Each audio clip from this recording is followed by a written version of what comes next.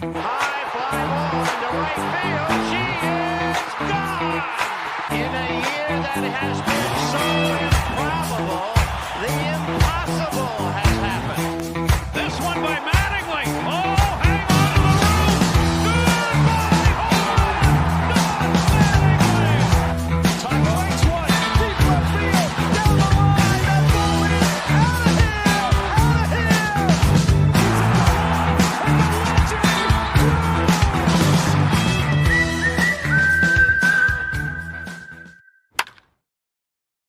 What's up, everybody? Welcome back to another episode of Tablesetters covering all things Major League Baseball. As always, I'm Steve, joined by my tag team partner, Devin. What's going on, man?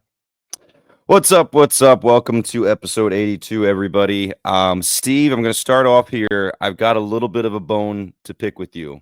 All right. So for our listeners here, Steve and I think many of you know if you've listened before, Steve and I are in a very competitive fantasy baseball league, points league, head-to-head together. Many years now. Steve is the commissioner, and I gotta say, Steve, I know you know where this is going. I didn't want to talk to you about it off air because I figured this might be a good chatter for the show as well.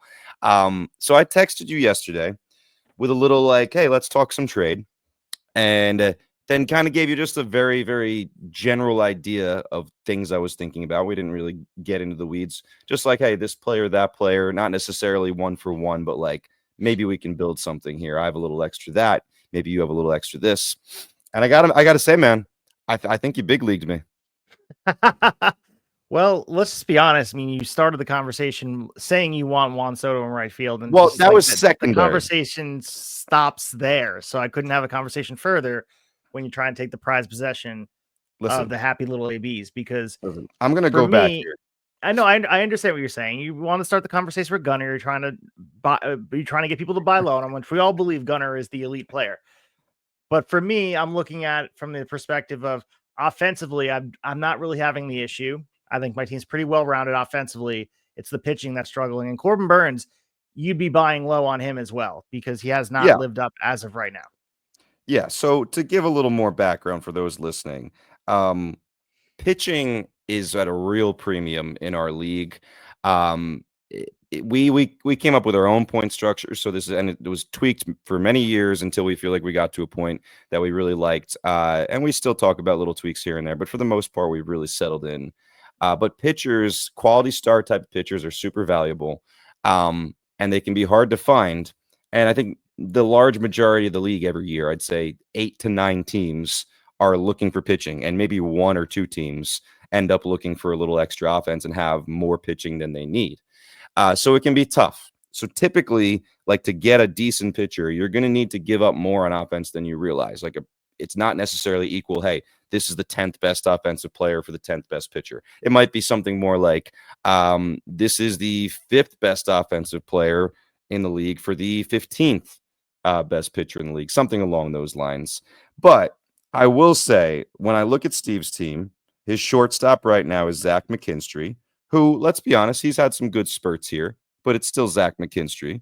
And I think that's the only shortstop on your roster, right? Currently, other than some NA players that are not going to be up right away.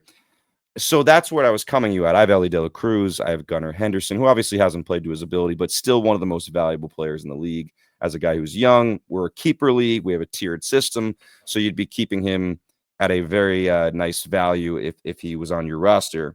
I have Perdomo from Arizona as well, who's been a surprise, so another shortstop. So I have extra shortstops. That's where I came from. Burns, same thing. He was the guy I wanted to talk about. Again, not necessarily 1 for 1. Soto was an outside thing. Like, hey, if we made this some kind of giant deal and got real creative, I don't know how you're feeling about Soto this year. I know you've always loved him, but he hasn't necessarily been the killer that he has been in previous years so far. So I wasn't sure where your head was there, but I'm going to stick to my guns here. I felt like I got at least a little big leagued. Well, the thing with Juan Soto is, for the perspective Devin mentioned, we're able to stash players. And all these years ago in a playoff push, I traded a very young Juan Soto for a Garrett Cole for just trying to get a championship, trying to get my hands on my first ever For the Fame championship.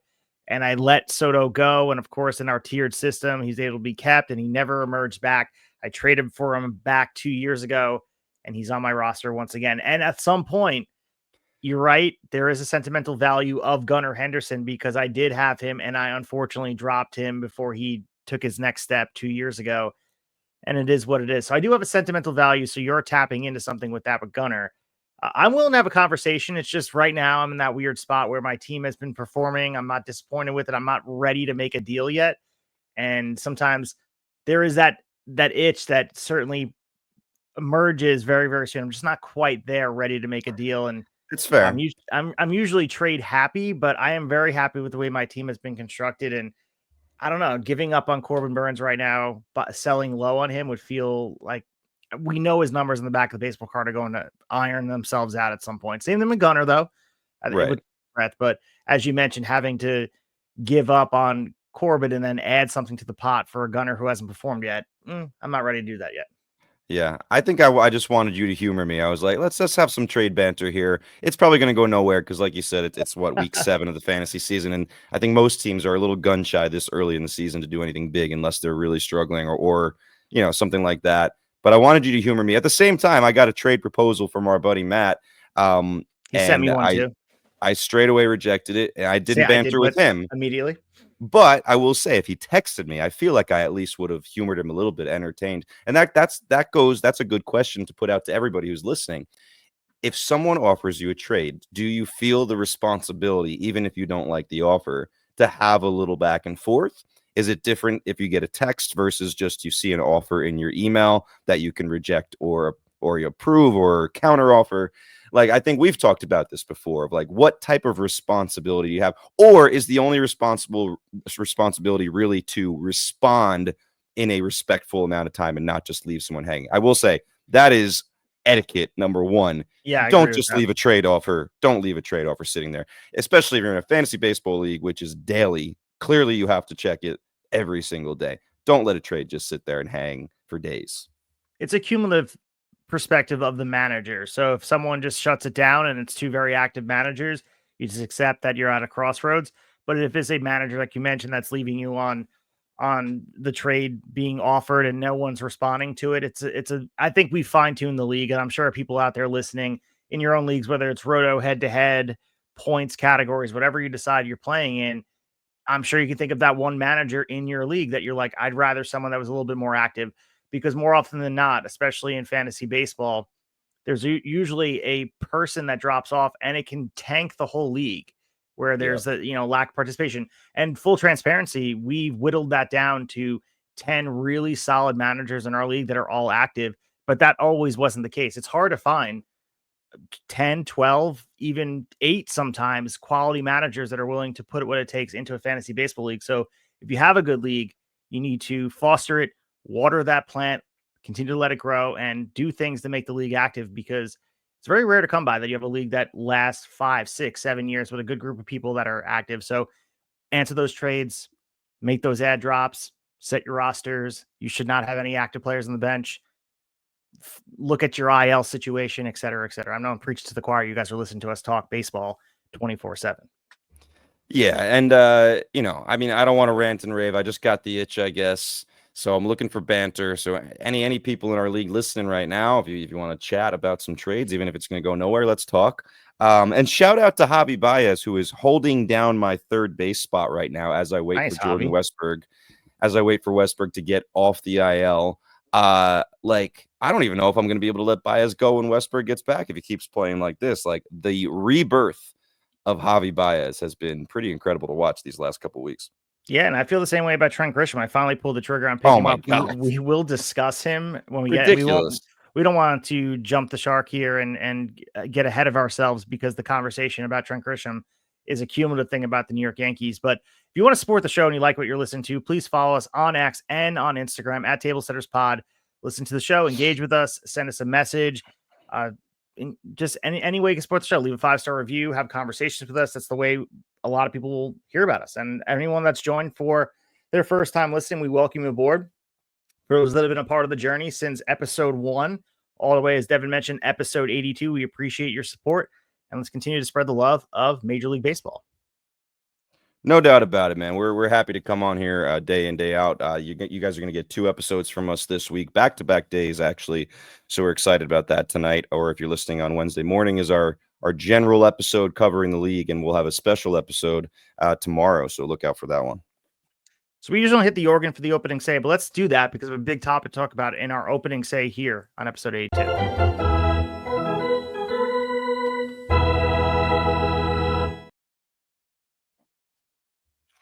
All right, for our opening say, we had big news dropping midday here on May 13th, 2025. Rob Manfred went ahead and removed Pete Rose, Shoeless Joe Jackson, and other deceased players from its permanently ineligible list. So, Devin, we saw some information about this come through, and the reasoning from Rob Manfred is that a lifetime ban should not extend beyond a person's life. Of course, Pete Rose passed away in September of 2024 at the age of 83. And Manfred went on to rule that the league's punishment of banned players must end after a player's death. Of course, this opened the door for other players that have egregious things against them. Shoeless Joe Jackson and the other Black Sox players banned since 1920. They're symbolically being reinstated. So that's what the conversation starts here. We look at the blacklist for a century. Jackson's 1990 Black Sox scandal, Pete Rose's gambling scandal in 1989. No banned player could ever be considered for the Hall of Fame under the previous rules. So by delisting 16 deceased individuals, 15 players, including Jackson, Rose, and the one former owner, MLB's closing some of its darkest chapters, which doesn't erase the past, Devin, doesn't erase the wrongdoing, but acknowledges that its continuing in punishment after death serves really little purpose. And Rob Manfred made a really big decision today. Huge. The news is just hours old, so I feel like I'm still kind of working through it. I've gone a little back and forth, a little wishy-washy about things, mixed feelings about things. But I think a lot of us have been saying for a long time that Pete Rose, the player, belongs in the Hall of Fame, and that the Hall of Fame should be the story of baseball, not necessarily just all the squeaky clean players, right? Like it should tell the whole story of baseball. With that being said, I don't know if I feel like Rob Manfred is almost using the death of these people as an excuse of like, all right, well, now it's just going to be like, once you die, like we can get you back in. It's a little weird, a little off-putting, to be honest. And let's be honest, like this is not a guarantee now that Pete Rose gets in. I think he does, but let's remember there is a character clause in the whole Hall of Fame thing for Baseball Hall of Fame. And the gambling stain on his legacy is not necessarily the only stain. There's been things in recent years that have come out about other concerns of his character, inappropriate relationships with younger girls. So he may not get all the votes that people think he's going to get. I've already seen some people come out and actually a little bit surprised at how many people I've seen come out against this, specifically to Rose. Shoeless Joe Jackson, I also have mixed feelings about, because it's one thing for Pete Rose to bet on baseball, and I think he showed over the years how much he regretted that. Shoeless Joe Jackson, he helped throw a World Series, I don't know, that to me that may be worse. Now he's been gone for so long. That's a whole nother story. I know the statistics are pretty amazing. It's a different time, but I got to say, like, if you asked me months ago, hey, if this happens, do you feel like you're going to have a strong opinion one way or the other? I would say, yeah, I think I'm going to have a strong opinion one way or the other. And then when it actually happens and I read all these different things and different opinions, it's harder for me to really decide where I stand. To do a show like this, I think we're supposed to really take a side, but I'm just being honest. I'm a little bit in between everything right now. And I think this is the conversation we have across different platforms about baseball and really how it's going to reconcile the mistakes of the past. And you can't rewrite history. We discussed the steroid stuff, of course, the gambling thing, as you mentioned, Pete Rose, the throwing in the World Series. These are things that happen in Major League Baseball. And you and I have had that Hall of Fame conversation. You and I are big advocates of Barry Bonds and what he contributed to the game. And it was part of an era. And there are certain fans that feel a certain type of way about steroids and performance enhancing drugs in the first place. But for decades, Major League Baseball has used this ineligible list as sacred, unmovable, really, that they wouldn't budge on it. And it honestly weaponized the morality of the game. And they gatekept a lot of the people out of the Hall of Fame. Pete Rose was the face of that. But they've done that with the list, whether it be, that the list of all those came out that wasn't supposed to be released in the first place. David Ortiz was on it, but somehow wound up in the Hall of Fame. And then you have these conversations of who should be there, who shouldn't. but really a lifetime ban that outlives the individual doesn't feel like justice. It just really feels like theater, and it's like the morality police that baseball writers always kind of kept in their back pocket. And Manfred's reasoning right now, like, it is interesting because I saw a lot of the articles having conversations about this timing feels bizarre, that there was no build up to this. It just dropped out of nowhere. Unsure about why there wouldn't be this big conversation out in the open about this. But I don't know. I mean, it opens the door for some nuanced conversations that I think we need to continue to have. Should Pete Rose, the all-time hits leader, be honored despite betting on games? As you mentioned, should Shoeless Joe Jackson, whose guilt remains debated by judge by a scandal over a century old, maybe these conversations need to be rehabbed, especially now, as I mentioned, a name like David Ortiz is in the Hall of Fame. There's undoubtedly other people with character concerns in the Hall of Fame and those that have cheated. If we're being honest with ourselves, there's no way that they've casted a net that everybody in the Hall of Fame hadn't done anything wrong. And if you're judging the player on the field and the human being, those are two different things. And this, again, has to be continued to have a conversation across all different fandoms. We need to have that open discussing, and there shouldn't be the gatekeeping that the baseball writers and this Hall of Fame committee had for a very long time. So at the very least, we're having open conversations about where baseball is and categorizing by the errors that defined it. Yeah, and I think we're going to have some time to talk about it now, because apparently what I saw is that 2028 may end up being the earliest that these guys can actually be voted in. I think I've read that some people in the family of Pete Rose want it to happen pretty much immediately, and they're petitioning the league for this. But I think we're going to have some time to have a conversation and see what comes of it, especially if 2028 really is when it can happen. We'll see if that date sticks. But as far as the timing goes, Pete Rose Day, or Pete Rose Night at Great American Ballpark, is May 14th. So that's tomorrow. At the Cincinnati Reds will honor the legendary baseball career of Pete Rose with a special celebration on Wednesday at Great American Ballpark. So as far as the timing, to me, that seems what it is. They're somehow connected. Even though it's not a guarantee that he's in the Hall, it almost like, I don't know, they almost portray it like that with doing that type of timing.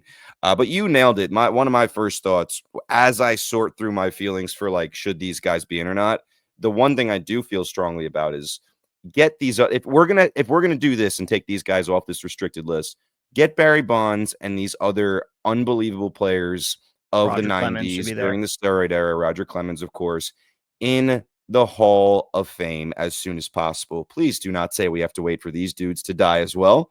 And to be honest, like, you know what? The one thing we don't mention all that much is, like, we talk about the 90s and the steroid era.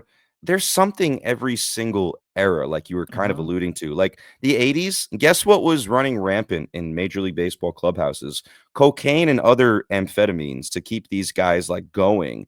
And you might say, well, it might not be a performance enhancer. It might actually take the opposite. No, when you're doing this grueling schedule of 162 games and you're traveling, and think about it, back then the travel probably wasn't as cushy.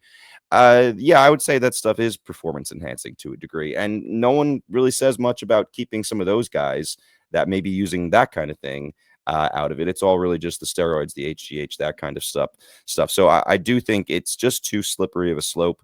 I'll be very intrigued to continue watching and listening to the conversations about specifically Pete Rose, Shoeless Joe Jackson.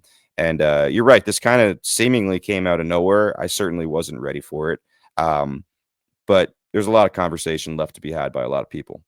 Yeah, I think the real thing will be, as you mentioned, when they become eligible on the Hall of Fame ballot, is that instead of having these hypothetical conversations, we can actually have the conversation, and people are not just shouting in the void. They can actually let their voice be heard, and then we'll see who stands on what side of the fence as far as the ethical, cultural norms in baseball and what it means, and separating by eras. And you got to remember, some of the writers are now, they're kids in a lot of these eras watching players play. And I think there's a divide of a new way of thinking about baseball, which is a good thing, by the way. The John Boys of the world look at baseball through a different lens. At the very least, I mean, all we're asking is baseball not pretending that its history didn't happen. Right. And stop letting old wounds fester out of pride. And, you would hear all these stories about how Pete Rose was left out because of the grudge that past commissioners have had against him, and they didn't want to do poorly against those people. The Hall of Fame really needs to reckon with their full complicated story. Everything that has baseball, it's written. It's not this perfect perfect story that everyone wants to paint it as. It's sometimes sketchy. It's scattered. You need to have all these different characters, good, bad, and indifferent. They need to be memorialized in the Hall of Fame. And sometimes your best players did it by doing something in a bad way. And like it starts with players like Barry Bonds, Pete Rose. Unfortunately, you can't have a Hall of Fame without that story being told. I agree with that. That I do. To go back to how we started the conversation, I do really think the Hall of Fame should tell the whole story of baseball, and they can decide how they go about that and how they display it. But I think just completely, erasing it or blacking it out and pretending it never happened is the wrong thing to do. So I think we're taking a step in that direction. I'm not sure I love the way Rob Manfred has gone about it. But that I think is a different discussion. As far as the Hall of Fame, it should be a complete story of baseball. Let's jump into the meat of the order here and discuss what's going on around the league. We have the meat. All right, meat of the order here. Let's start with the New York Yankees and future Hall of Famer. No, I'm just kidding. Trent Grisham, absolutely on fire. His lineup right now is exploding this early part of 2025 season. They lead MLB with 246 runs scored, major's best, 74 home runs through mid-May. And the Yankees slash line ranks at the near top of every category. They sit atop the AL East. It's going to be a grind the rest of the year. But right now we're looking at Todd Grisham. And if I say Todd Grisham, that's the announcer, Trent Grisham. I was going to say, the wrestling guy. Watching the old Backlash where he was on there. But Trent, power spike by him. I mean, previously known for his glove. We look at what he's been able to do. He's rediscovered his bat here. He's already belted 12 home runs, which is tied for fifth most MLB. And I went back into the track record. What was the most amount of home runs he's ever had? Well, back in 2022, he hit 17 in the season. So he's well on pace to surpass that. In fact, he hit 2 last night, and he continues that pace, man. His power has lengthened the lineup that sorely missed a lot of pop. Obviously, Soto not in that lineup anymore. And Trent Grisham is a big part of what they're doing. Yeah, dude, this is, to me, maybe the most bizarre, out of nowhere player improvement that I can think of this year. I just keep on waiting for it to stop. And then, like, every night I'm hearing, like, yeah, Trent Grisham hit another home run. Oh, Trent Grisham hit 2 home runs. It's nutty. I mean, the general story is we talked at length during the offseason after Juan Soto signed with the Mets that, all right, the Yankees went and used that money for a lot of other pieces, which was, good on them. But I mean, I was adamant that I still didn't think the Yankees offense was going to be as good. I thought it would take maybe not a huge step backwards, but at least a small step backwards to replace a guy like Juan Soto, even with multiple people, especially the way he performed for the Yankees, I thought was going to be tough. Now, we've had some positives and some negatives of the guys they brought in, right? Goldschmidt's been very good. Bellinger, you're still kind of waiting on to figure it out and hoping he figures it out. But the story really has been the other guys that were already here that we didn't realize could be this good. The Ben Rices of the world, and especially Trent Grisham, who was considered a 4th, 5th outfielder, defensive replacement kind of guy. I mean, you look at his baseball savant page and there's red all over the place. 90th percentiles and up all over the place, which I don't think we've ever seen on his page before. And then you scroll down to the year-to-year changes where it gets really interesting. I mean, the launch angle sweet spot percentage, which is a mouthful of a stat, is up 11%.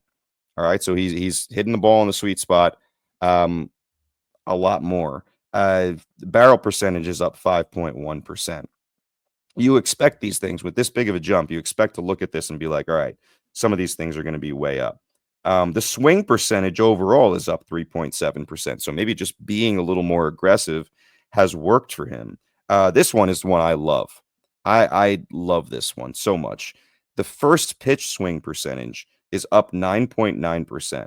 Now, I never played at a super high level, but I was always a guy, and I as a faster, smaller guy, I spent a fair amount of time in my baseball times leading off. And a leadoff hitter traditionally is supposed to, take a pitch, work the count, right? See some pitches. So whether you get on or not, you can report back to your teammates of like, hey, this is what this guy's got. This is what he's doing. I always struggled with that. So even though I presented myself as a good leadoff hitter, it wasn't really my spot. I was better maybe in the 2-hole or even towards the bottom of the lineup. I loved swinging first pitch.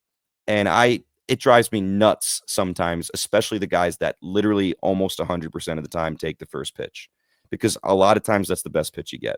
It might be a fastball, get me over curveball, something like that.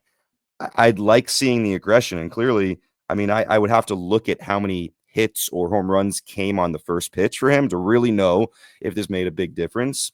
But up 9.9% first pitch swing percentage is interesting. Also interesting is first pitch strike percentage is down 7% for Grisham. So I don't know if this is actually working or not, but those are some of the things that jump out to me. And whether it can continue or not, we don't know. But I do think for the Yankees offense to be this good, these guys are going to need to kind of keep this up, because, I mean, they're playing out of this world. Obviously, Aaron Judge is a story all his own, playing better than anyone we've seen in many, many years. But the Yankees offense has been elite and has not missed a beat without Juan Soto. Yeah, I mean, Aaron Judge, video game mode, we mentioned that before, batting .414 right now, and mentioned the home runs, the RBIs. He leads the majors in average, OBP, slugging, you name it. He's healthy. He's locked in. He's ready to carry the team across the finish line. And when you're getting things from Trent Grisham and other parts of this lineup, it's a foregone conclusion that they will lead in a lot of offensive categories. You look at Aaron Judge, watching him on a nightly basis, he sprays line drives all across the field, and the towering shots, man, the power is there. And the other thing is the plate discipline. I know we saw some spurts in the postseason that he was struggling to stay off those pitches out of the zone. He's been superb right now. And then when the pitchers do come out and do make the mistake of challenging him, he's punishing mistakes. And he has 95 miles per hour plus velo on regularly on hard hit balls. This guy is not just getting lucky and hitting it out of the park. This guy is hitting the balls and he's getting the results. I mean, it's a stark contrast to how we started the year last year. I mean, we talked about it. He finished with the numbers we wanted, but if not for that slow start last year, who knows what the numbers could have looked like. Absolutely amazing stuff we're watching. Historic stuff, really, if you think about Aaron Judge. And I think a lot of times we take for granted what we're watching in real time here in New York. And it's just remarkable what Aaron Judge has done in his short time here. And surely we talk about Hall of Fame track players, people that will be honored in Cooperstown down the line. This is the type of generational player you tell your kids about. And I know that's hyperbolic, but this guy is just beyond words. The only thing you can compare it to is what you used to read in textbooks. And, you know, there was an actually footage of it being told with like Babe Ruth and watching him do what he does. Like, this is a real life superhero come to life for the New York Yankees. And it's fantastic to watch. And honestly, we're all lucky to see it. Yankee fans are not. No doubt about it. And I mean, the Yankees right now, like the combination of this elite offense and then having a stopper like Max Fried has been like elite so far this year. I mean, that's a pretty nice combination. I will ask you, this is a note from last night's game. Oswaldo Cabrera taken off in an ambulance, very gruesome injury, sliding into home. So he's out now. DJ LeMahieu just so happened to be coming back at the same time. Your thoughts on that situation as far as losing Cabrera, who to me, as a non-Yankee fan, the stats are not going to jump off the page, but to me, it seems like he's an energy guy, a clubhouse guy, a guy that people rally around. And then LeMahieu obviously has been MIA for what seems like years, coming back and trying to fill a hole here. Yeah, I mean, really, your thoughts go out to Cabrera because watching that happen, it was a scary incident. Shout out to the medical team. Immediately put the towel over his ankle, recognized that it was like bent in a weird direction. It just shows you how quickly something like that can happen on the baseball field. An innocent slide really did that and fractured his left ankle. And that was it. It looks like he's going to be done for the season. He's taking off in an ambulance, as you mentioned. He earned every day at bats. As you mentioned, he's not going to be the biggest difference maker in the lineup, but he is an energy guy. Silver lining is DJ's coming back to fill that roster spot. Can he return to somewhat of the machine that he was at some point? Probably not. But I think he can live up to, you know, Oswaldo hitting 243. You'd hope so, right? To get back a little bit of the offense you're missing from Oswaldo. But looking at the clubhouse vibe post-game, watching that game, of course, coming off a win, Judge had a quote out here that was interesting. He said, quote, "This is a tough one. He wears his jersey with pride. We'll pick him up." And although, as we mentioned, Oswaldo is not this franchise player. You know, we talked about this at length with Iglesias for the Mets. There's these certain players that are glue guys, and Cabrera is that for the Yankees. And you can tell how much he means to this team. We mentioned Trent Grisham before. He was interviewed post-game. Obviously, he had the 2 home runs yesterday, and he had a tear coming down his eye talking about the injury. And it just shows how much a guy like Cabrera means to this team, because this guy worked so hard to be where he is, earned every day at bats with the New York Yankees. And that just like that, the season's over. But you can imagine he's going to put on that hoodie. He's going to hang out in that dugout. He's going to be with the team traveling as long as he can. And he's going to be an energy in there and contribute in his own way by bringing the vibes that he's always brought. So the Yankees offense will continue. I mean, won 8 of their last 10. They averaged 6 runs per game in that span. The offense is a juggernaut right now. Reinforcements right now have to find their way to continue this run, whether it's Trent Grisham or it's going to have to be Aaron Judge, but there's going to be ebbs and flows, and the beat goes on. Stanton's out, Chisholm's out, and the Yankees keep on rolling, finding replacement players, and the depth has been obvious. Yeah, and and we all know, like, no matter how it happens, that's what these really good teams are going to need, the depth to step up. And I mean, already in this season, so many guys, unexpected guys, like I said before, have stepped up huge for the Yankees. It's been pretty crazy to watch. And every time you think it's going to come to an end, it doesn't. This weekend, you got rivalry weekend, first inaugural rivalry weekend in Major League Baseball. Mets-Yankees Subway Series in the Bronx. Both teams playing really well right now. Mets just closed out a 2-1 victory. Got a little dicey at the end, as it usually does with Edwin Diaz. But they take a game that they're supposed to take after beating Skeens last night. So maybe, who knows, going for the sweep, hopefully can complete that. And it'll be fun. I mean, New York's eyes, I know we have the Knicks here trying to close out Boston, but a lot of eyes will be on that Subway Series as well. So fun weekend coming up in New York sports.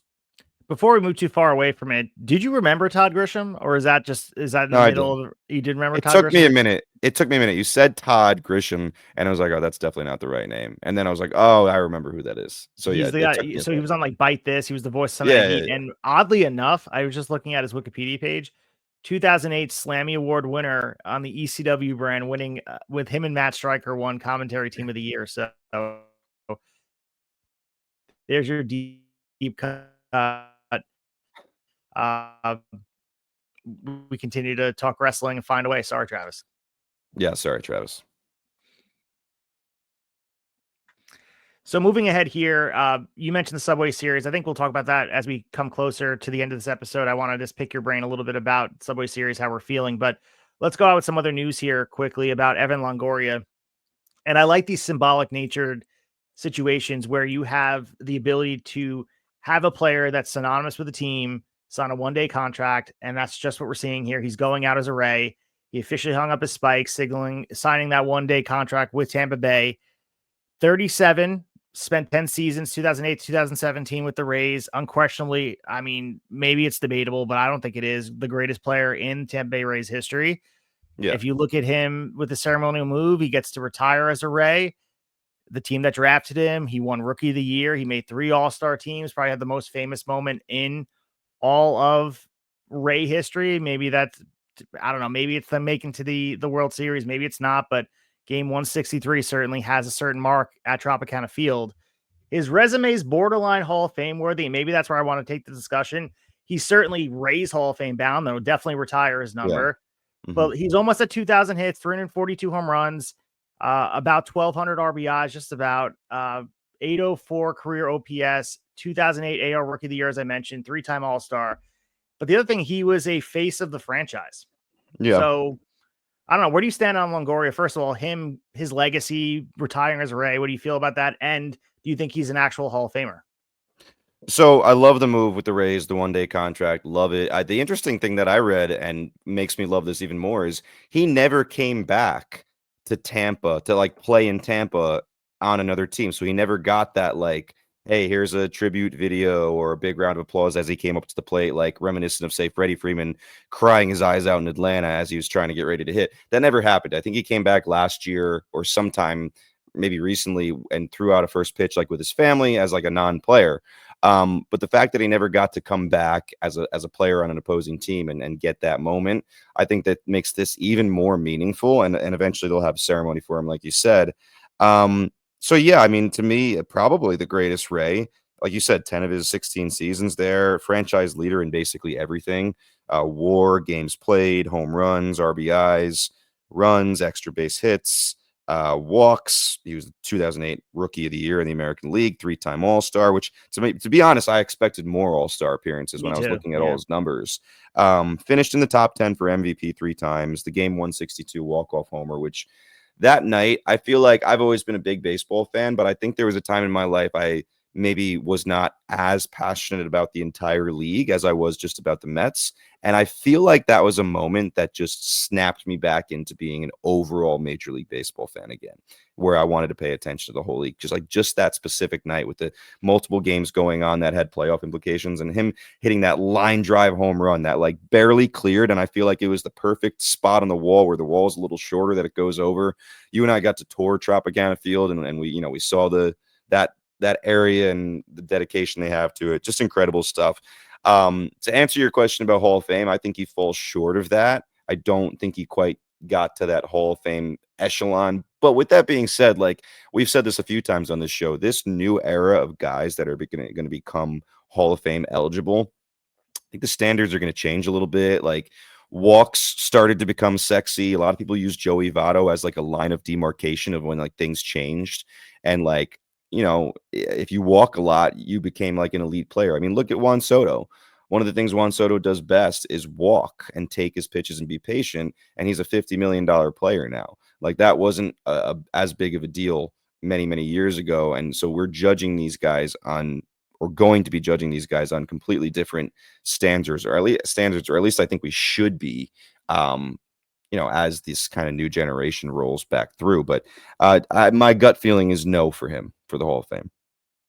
Yeah, and I think it's going to be, anyway, he's the type of player that is going to spend a lot of his days in Tampa Bay. He's going to be probably living there. I mean, I don't want to speak for him. I know he did spend some time in San Francisco. Everybody loves Arizona. That's where he spent his last Major League Baseball season.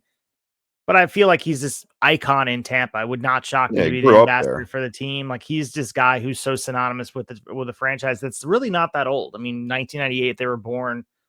So to have that guy that is, as I said, an ambassador of the brand, it's such a huge thing. And you can go back to the 08 worst to first team, as we mentioned, the World Series bound. They unfortunately, did not get the ring they wanted, but it was still a huge moment for the city. And I think he's a big reason that baseball is still in Tampa Bay and they're fighting to keep it there is because of what a guy like Evan Longoria did for the city and for the team. There's no doubt about it. He was a legitimate superstar for that team. I feel like when they needed it, he really is synonymous with their sudden uprising from 2008 and on. So happy to see him kind of back in the fold with them, and we'll see where it goes. So let's head over to all the drama happening in Boston here. Although the Jason Tatum news hits, there's also the Rafael Devers stuff buried in the back page of the Boston Globe. And of course, this is rearing its head. We had this conversation in the offseason about Rafael Devers, this positional drama, and the controversy. I mean, there's public friction right now, no doubt about it. Rafael Devers openly balked at the idea of switching positions to first base. And of course, Tristan Casas went down injured. Craig Breslow asked Devers if he'd consider a move across the diamond. And Devers' answer was an emphatic no. And he felt the team reneged on an offseason promise that they told him that he has to put away his glove and penciled him as the full-time DH for 2025. And now there's clearly a sudden need. No one can predict that Casas would go down. They wanted him to grab a first baseman's mitt, and Devers said, nah, I'm not doing that. And he said, quote, they can't expect me to play every single position out there. He said this via a translator. He even said he's, quote, hard-headed on this and advised management to, quote, hit the market and look for another player for first base. Obviously, he's being honest, but this is rubbing people the wrong way, especially Boston fans, especially with the amount of money he's making. He just signed that 10-year extension back in 2023. There's a lot of disconnect right now between Rafael Devers, but if you've been listening to the show, we covered this in the offseason. This was as predictable as anything around the game. Yeah, I mean, we named our X factor in the AL East specifically for Boston as Devers, and not necessarily his play on the field, because we know he can deliver that, but whether he was going to affect the clubhouse feeling and that kind of drama. And it was not over with the DH third base thing. That got solved, and now just weeks or months later we're back here. But I'm going to be honest, man. A lot of people are killing Devers, and I will say the way he delivers and the words he's using are not great. He could do better with that and come off a little bit more as a team player. But Boston, the front office, has handled this terribly. Letting it get out again instead of being an in-house thing. And clearly they have rubbed their superstar the wrong way. And there's a part of me that agrees with him a little bit of like, well, like, you know, that Michael Scott, The Office clip that's like a good GIF now with the snip, snap, snip, snap, snip, snap when he's talking about, Oh, yeah. you know, the vasectomy and reverse vasectomy and back and forth, back and forth. Hilarious moment if you've never seen that show. But that's what it reminds me of. Like, they're yo-yoing this dude back and forth, up and down. Like, do you want me to have a glove on or not? So there's a part of me that gets it. It's a little bit annoying. So I'm gonna stick up for Devers a little bit because he's getting killed right now in most places that I've seen. Like, this guy's your superstar player, 10-year contract, as you said, about $30 million a year. You got to handle this a little better. And to me, the interesting part of the conversation turns to, is Rafael Devers a legitimate trade possibility at some point if this continues? I will say, like, his offensive play this past week kind of quieted the story down a little bit. He was named AL Player of the Week, went 10 for 21 with 2 homers, a double, 8 RBIs from May 5th to the 11th. Perfect timing. But also, this guy's never finished worse than second on the team in WAR for all the seasons he's played in Boston. Like, he's so valuable to them. So he's tearing it up now. But that's my question I posed to you. Like, he's only in the 3rd year of this giant contract. Is it, in your mind, is a trade a real possibility, or is that all just like, you know, clickbait kind of stuff? Well, if you put your tinfoil hat on, you might believe that the organization can't be this dense, that they are doing this intentionally to make him look bad. Because honestly, they could definitely soften the blow and figure out a way to cruise this over by not letting it get out. It almost feels intentional that they are letting it get out to potentially, I don't know what it would benefit for them to trade him at this venture, especially with that money that they would need to figure out.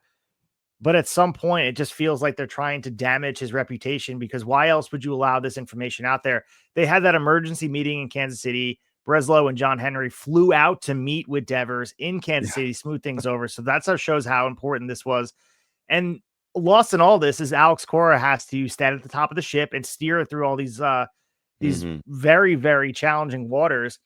And he will sit in front of that the brick and the Dunkin' Donuts of the Boston press conference. And he was downplaying any riff publicly, but he did note that the team's intentions changed after the offseason pursuit of third base, which was Alex Bregman. And Alex Bregman's been playing great. And that's the other thing about lost in this. They initially planned to replace Devers at third, moving him to DH. But when those plans fell through, Casas got hurt. They need him in the field again. And really, it's a self-inflicted mess. They shot themselves in the foot here. And Devers, he's prideful about being, quote, the third baseman, as we discussed. He's prideful about all his work in the field. He feels jerked around, and he's not shy saying so. So Boston's brass, I mean, they feel like they're paying him a lot of money. They did respect the stance originally. They empowered him to say, you know what, fine. We gave you the stopgap at first base. You know, we're going to figure out a way to make this happen. But when Tristan Casas goes down, the depth is not there, and they need him to pick up the glove. And you can make both cases. Again, you could say relatively he's making a lot of money. He should just be a team player. On the other hand, too, we've all been at work and you're being asked to do something that's not in your job title. And you know it's a slippery slope. If you continue to take on more tasks, they get more piled on your desk. You see why he's doing so. But we watched him respond, dude. Like, as you mentioned, he's raking right now. And after this controversy went public, you know, he put the first base issue to bed, I mean, with his bat, and just said, you know what? This is why you signed me, for the bat, not to experiment me at first base, not to throw me around here. He's locked in right now. Maybe he's motivated by this. Maybe he's using it as leverage. Who knows? But there's an internal state of the Red Sox that's unstable ground right now. That's for sure, man. They need to get it together because they should be able to compete in this division, but they got, you know, the pitching has been kind of all over the place. The offense at times has looked really good. They've been a very uneven team, like back and forth. You can't figure them out yet. They're still trying to gel, I guess. But there's no way the team is purposely making him look bad, because that would just deflate his trade value too. So I feel like that would be, like you said, kind of shooting themselves in their own foot. But I do wonder, like, if there's legitimate possibilities for him to go somewhere else. I mean, I've seen people mention the Cubs because they have such a deep farm system, and obviously they're in go for it mode with Tucker there. And some people say, all right, well, they have a hole at third base. I know Matt Shaw got sent down, but I think they're still pretty high on Matt Shaw. He's basically had a cup of coffee here. Before tonight's game, they actually had Michael Busch taking grounders at third. They just called up one of their top prospects, Moises Ballesteros. Can catch, maybe DH, but I think to get him to stick around, some people have said first base might really be the only legitimate, keep him here for good kind of thing. And that's why maybe Michael Busch can go over to third. We'll see. They have some moving pieces. I don't buy the Cubs being in it, especially like we've talked about their ownership too, as far as not wanting to go above a certain threshold. It's another 8 years on that contract, like we mentioned before, $30 million a year. I don't know. I mean, the Tigers are a cool possibility. They thought maybe they'd get Bregman to fill their third base hole in the offseason. That didn't work out. He was booed in Detroit last night. But again, if they weren't willing to give Bregman that money and came up a little short, are they going to commit to another 8 years of Devers, who we know, as the Red Sox have told us, is not a great defensive third baseman? So I don't see that either. The one team, and it's because of their GM, that makes me feel like I could see it, is the San Diego Padres. Just because of AJ Preller, I know it's different ownership now than it was when he made all those aggressive moves, but he always seems to find a way. I could see that in a way. I don't think another 8 years on the contract would scare them away. So that's the one team I would say, like, you never know. You never know. So let me just further explain what I meant by saying that the Red Sox are purposely damaging him. I understand your point about the trade value piece, because that's a huge piece that I necessarily wasn't considering, but needs to be considered. I think that and again, this might be conspiracy theory related or whatever, there is still hurt feelings in the fan base for letting Mookie go. And I think if you let another franchise player go by trade or otherwise, I mean, obviously it'd be a trade here because it's a signing that they already have him locked up. There is some shrapnel that will be had here that, we left our best player and he's gone now. So maybe they're setting the stage here where if they are to move on from him, I see. You have a certain sect of the fan base would be like, well, he was uncooperative anyway. He's a bad clubhouse guy. And it's almost shaping out to be this narrative that's being constructed to be like, you know what, we moved on from him and we're better for it. And I don't know, it just feels that way. Until he goes and tears it up somewhere else. Like, he's going to hit. I don't think that's ever been the problem, dude. But I look at, ever since Mookie's been gone, nothing can be taken for granted here. Like the Red Sox are a historic franchise. A guy like Mookie should have never been moved. And the fact that they decide to put all their eggs in the Devers basket, it's baffling to me, because Mookie's a generational player. As much as we were throwing praise on Aaron Judge, I mean, Mookie is a special player that played a big market, and you traded him. Very, very odd. Yeah, it's pretty amazing. All these years later, they're still hurting from that, and I feel like it's still affecting the decisions they make. So we'll see. I mean, I think Boston fans are hoping that this is the last we hear of this drama, and we just move on, and they eventually start to cruise a little bit. And I still think the Boston Red Sox are capable of having a big impact on the season. I mean, they were my World Series pick, which some people have given me a hard time for, thinking I'm not just a year early, but maybe 2 years early, maybe 3. I'm still going to stick with that. It's too early for me to start changing my pick. So I think they're a super talented group if the majority of these guys play to their potential, but the clubhouse has to gel. The front office has to make sure that dirty laundry is not airing out every other week. And we'll go from there. So with a frustrating development in the Brandon Woodruff news cycle here with the Brewers, he hit another roadblock with his long injury journey. He was this close to returning from shoulder surgery, which cost him all of 2024, even making 6 minor league rehab starts. But now a bout of right ankle tendonitis has shut him down again. The Milwaukee Brewers pulled Woodruff from his rehab assignment after reported some soreness, and they will have at least 7 days before resuming mound work at all.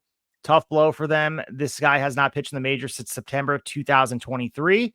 They were eyeing a May of this month comeback, and unfortunately, he's not able to do it. So, I mean, we can get in conversation about Woodruff's importance. We all know that this guy's 32 years old. He should have a little bit more left in that arm.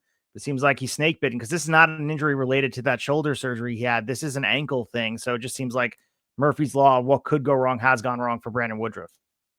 Yeah, and I feel like we see this often when a guy's trying to come back from a pretty major injury they take these baby steps, they get closer, and then something else, a little tweak here and there. And I think when you're coming back from these big injuries, other body parts get more pressure put on them in different ways.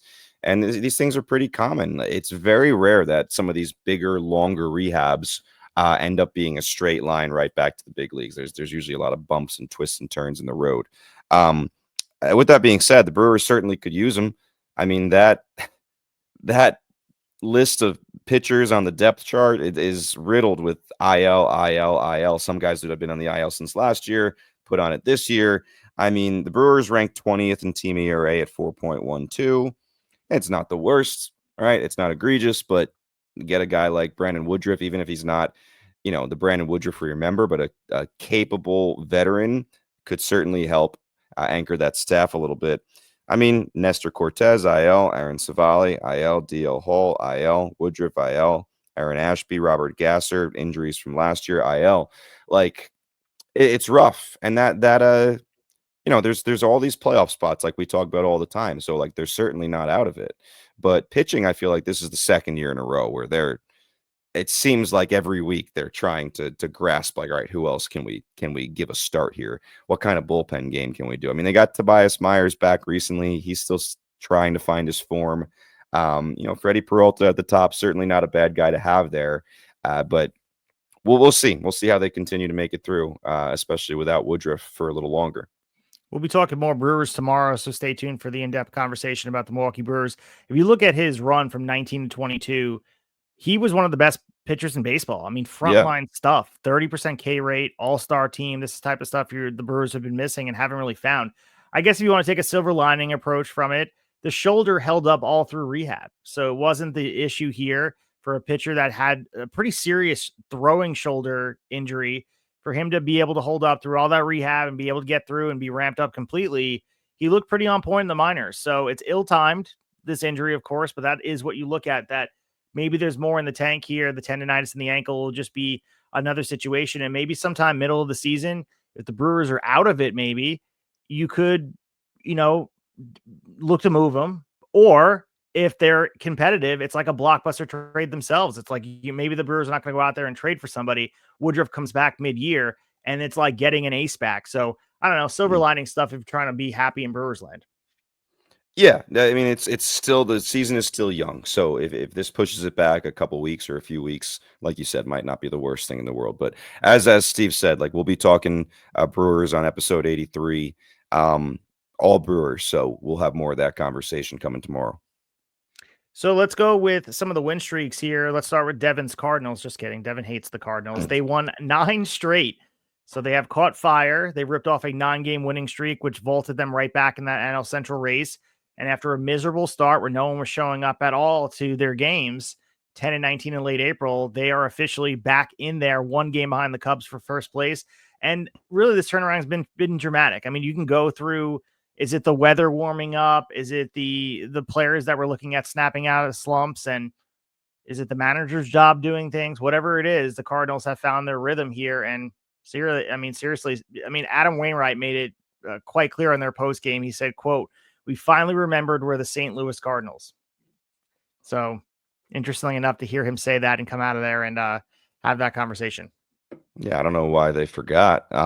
Must have hit their head at some point. But here's the thing. I tried to dig into the numbers as a team and see, all right, what's leading to this?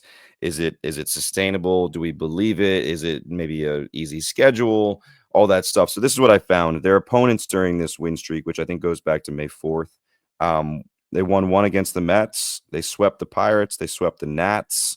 And then they got 1 against the Phils. So, I mean, sweeping the Pirates, sweeping the Nats, a sweep is a sweep. I mean, you usually try to take 2 out of 3, even against the bad teams, and you feel pretty good about it. But, I mean, you do have to note it is the Pirates and the Nationals. But you got 1 against the Mets there at the end of that series, and you got 1 against the Phillies. They were postponed tonight. Rain, few games postponed on the schedule tonight. But I wanted to look at the offense. I wanted to look at the pitching. Offensively, nothing really crazy to make me think, oh, their bats just exploded, but all very, decent. So since this win streak, only during the win streak, they're batting .267 as a team, which is 11th best in that time period. Slugging .432, 10th best in that time period. Their on base percentage is nice, 361, which is the 4th best in the league during that time. 47 runs, that's 5th best. 10 home runs, tied for 4th best. So good, pretty good all around there. But what jumps off is the pitching. This streak has been led by the pitching. During this 9-game win streak, they have a team ERA of 2, exactly 2. That is the best in Major League Baseball during that time. Their left on base percentage, which is a stat I love. Like, how are you pitching when you have guys on base? Are you able to get out of trouble? 84.1% left on base percentage as a team. That is the best in baseball since May 4th. And they've only given up 3 home runs during this 9-game win streak. That is absolutely the best in baseball. So shout out to the pitchers. Eric Fetty last week in the middle of the week had a complete game shutout against his old team, the Nationals. So the pitching has led the way in St. Louis. So over there with Minnesota Twins on the other side of the Central, in the AL Central, they've finally climbed above 500, sit 5.5 games back for the Detroit Tigers. And the Twins are making a little bit of noise here, so it's been nice to see them come alive a little bit. Yeah, so very similar to the Cardinals. Now they're not as close to first place, but I mean, 8 straight. They've dug themselves out of a hole that they kind of dug themselves. They've had to deal with injuries, guys coming and going, filling holes. So again, I kind of did the same thing. Let's look at it. Let's dig deeper into the story here and see what's leading the way. And very similar to what I found in St. Louis. As far as the opponents during the 8-game win streak, they got 2 against Boston. They swept the Orioles, swept the Giants, and they were also postponed tonight. So these 2 win streaks live another day because they were both postponed. To me, the schedule the Twins have during this 8-game win streak is a little more impressive than what the Cardinals have done. I mean, sweeping a Giants team that's played very well, getting the last 2 against Boston. I know the Orioles are downtrodden right now, but still sweeping the Orioles is still a pretty nice feather in the cap. So offensively, nothing overly impressive. They're batting .253. That's 14th in the league during this streak. Slugging .400. That's also 14th.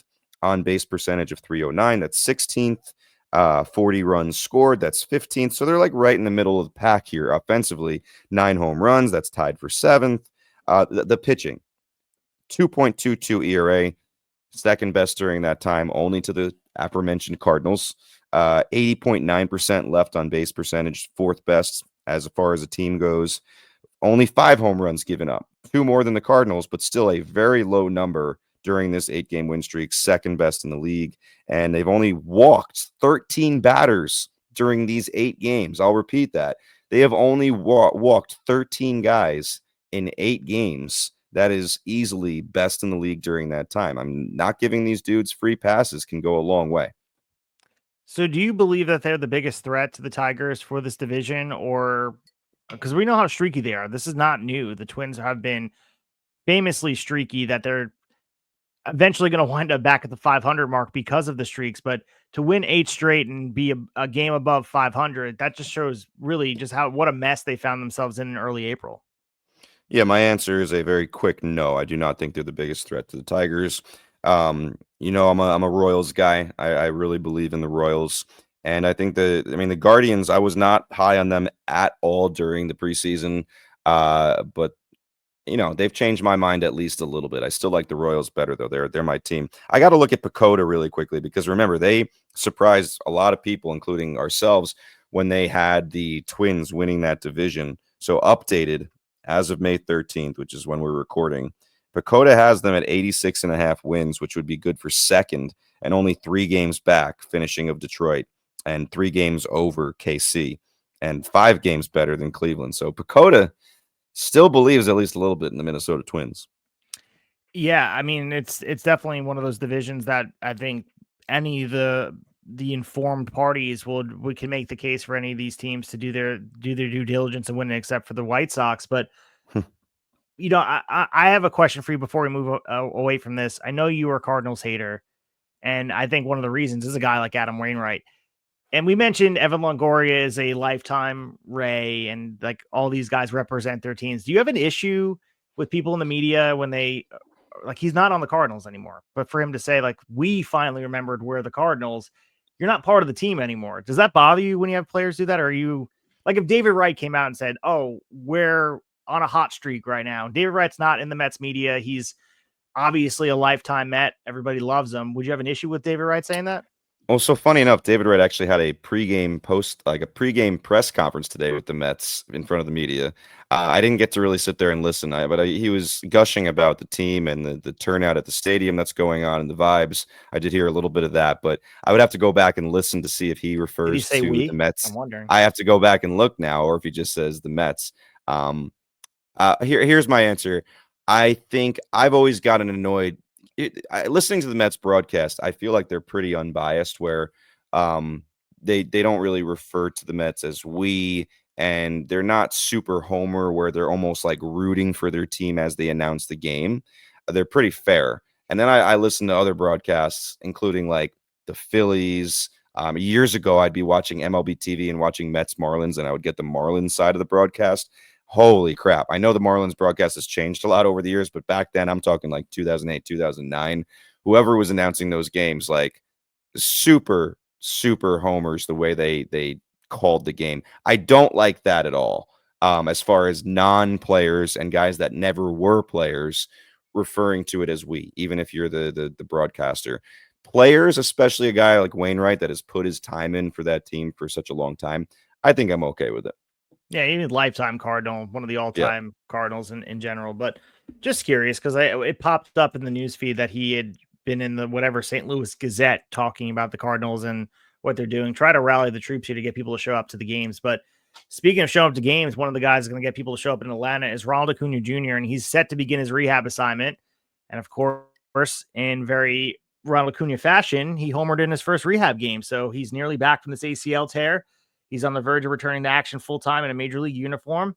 So we saw some action, as we mentioned, the Florida Complex League as of May 13th. And it's a major step into recovery. This is a huge deal for baseball, not just for the Braves. He's a superstar in the making here. Just for this story, we love Ronald Acuña Jr. here. It's, by all accounts, he's on track to join the lineup by the end of this month. And we talked about the drama.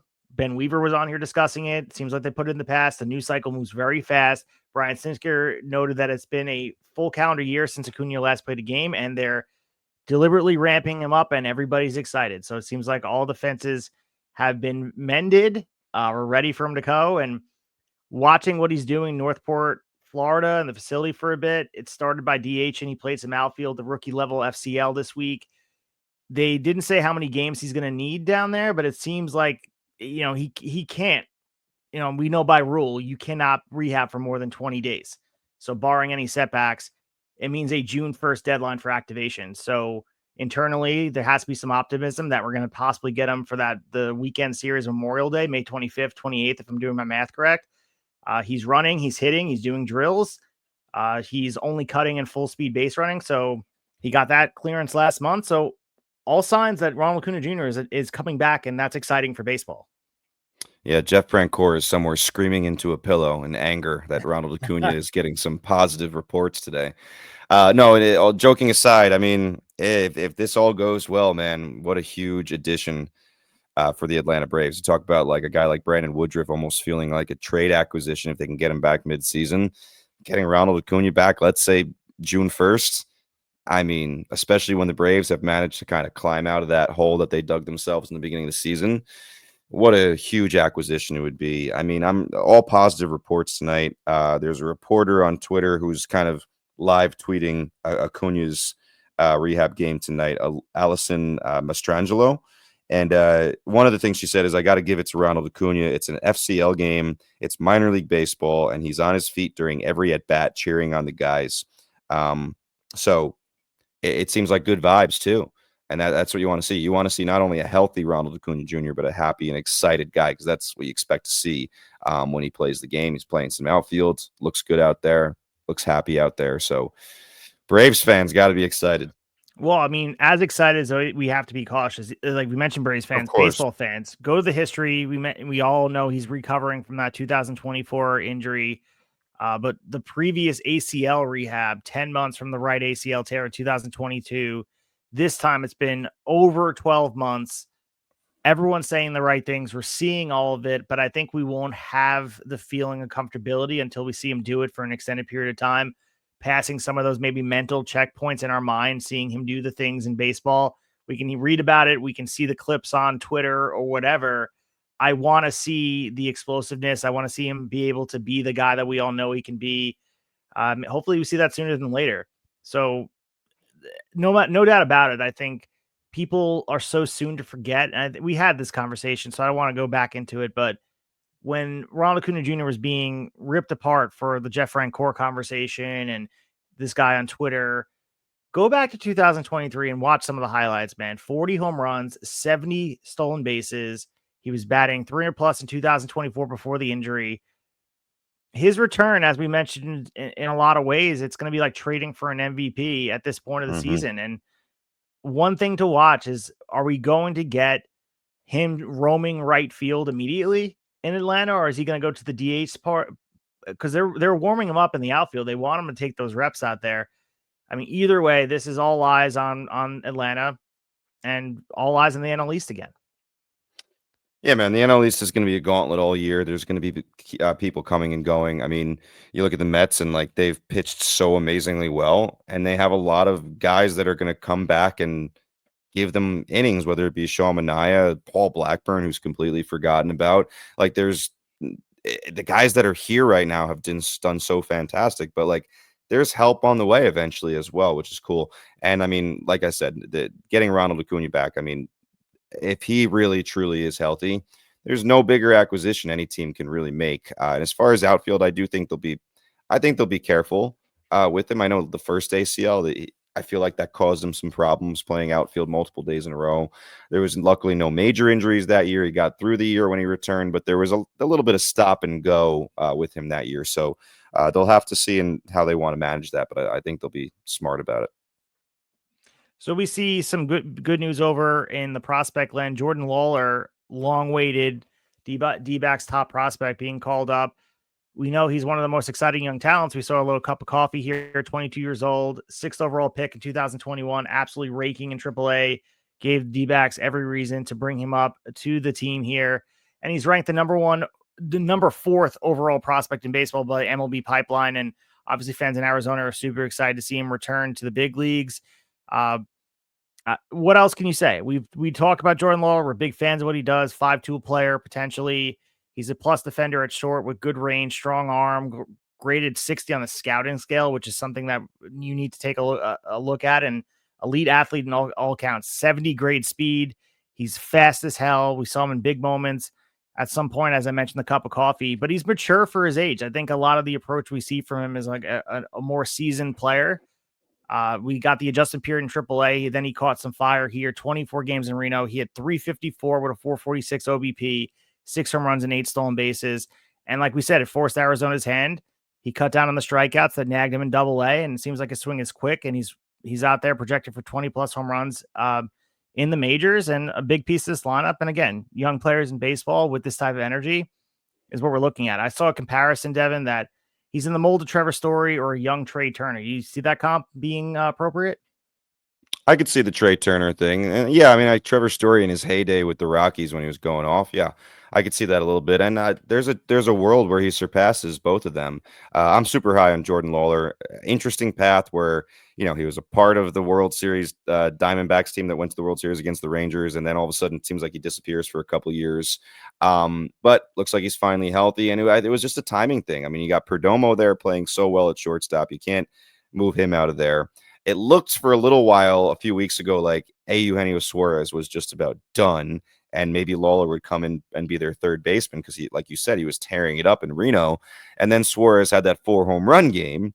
Well, since then, Suarez has cooled way off to icicle land recently again. So I don't know. Suarez does have a big hit tonight, an RBI double that got the Diamondbacks started against the Giants. So he's still in there. I know he is super well liked in that clubhouse. The plan as of now for Lawlar is try to get him in 4 games a week, apparently, and maybe move him around the infield. I feel like if you look into the crystal ball, let's say by July, I feel like he's your everyday something. Now, whether that's because of an injury to someone else or because Eugenio Suarez is just not the guy anymore, I feel like Jordan Lawlar at this point in his career, don't do the up and down Orioles nonsense that we complain about all the time. Like, get this guy up, make sure he plays a lot, and then eventually find him a home. Yeah, and you mentioned shortstop being his natural position. He is an elite athlete, so I'm sure whatever they put him in, he did play 14 games at second in AAA. He's playing shortstop tonight for the D-backs, as you mentioned, against the Giants. I think he will be their full-time shortstop. They'll find players elsewhere to put in their right spots. The biggest thing to look out for is when they called him up late last season, he hit 129, 4 for his first 31, looked overmatched. Yeah. Let's hopefully he doesn't have that feeling. I mean, we saw that recently happen with Jackson Holiday last year. So I think this time he's learned his lesson, and I think we're going to see the strikeouts maybe in the slumps, and the pitchers are going to test him. But the key is how he's going to adjust and how quickly he can be there. And I think we saw his recent tear in AAA maybe suggest that the light bulb went off for him. And I hope that's the case, and he has some staying power with Arizona. Yeah, I'm excited to watch him. And I mean, if they that team, I know their record isn't crazy, and they're behind obviously the Dodgers, Padres, Giants. But I just think when the season comes to an end, I feel like they're going to be the ones challenging the Dodgers, if anybody is. Just so dynamic the way Corbin Carroll's playing, Perdomo. If you add a Jordan Lawlar, who is just a hell of an athlete, and he plays to his potential, it's a scary team. It's a scary offense. So we have two firings to discuss here quickly. Not really shocking, but we have the Pirates firing Derek Shelton, Rockies firing Bud Black. So starting with Derek Shelton, he was the first casualty of 2025 by the Pittsburgh Pirates. He was fired on May 8th amid a 7-game losing streak. They dropped the team down to 12-26 at the time. 5 seasons of rebuilding, and his record overall, as he puts the final mark on his Pirates tenure, 306 and 440 record at the helm. His leash officially ran out, and we had the GM Ben Cherington coming out, said, quote, "A change was necessary." Well, isn't that the most understated thing of the year? It's not just going to happen with the manager position. They need a spark in a different way. The Pirates are hoping to turn the corner this year, especially with the young talent, Paul Skeens namely there, but a last place start sealed his fate. Bench coach Don Kelly has taken over on an interim basis, and as he said, not a shock at all when you're looking for a manager with winning percentage lowest of all time ever for a manager with 700 plus games. The patience that the Pirates had actually is pretty admirable.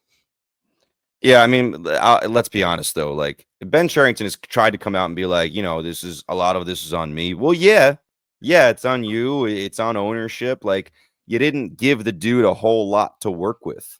So I'm not saying Shelton should have kept his job, but at the same point, like this is more than a one-person thing. And honestly, there's some other people that are actually way more responsible than this. I found Paul Skeens. I mean, I love this dude. Every time I hear Paul Skeens talk, I like him more. Another quote from him, I feel like we have one every single week. He's just straight to the point. So when they asked about the firing, Skeens admitted he wasn't shocked by the move. His quote was, "We're 12-26.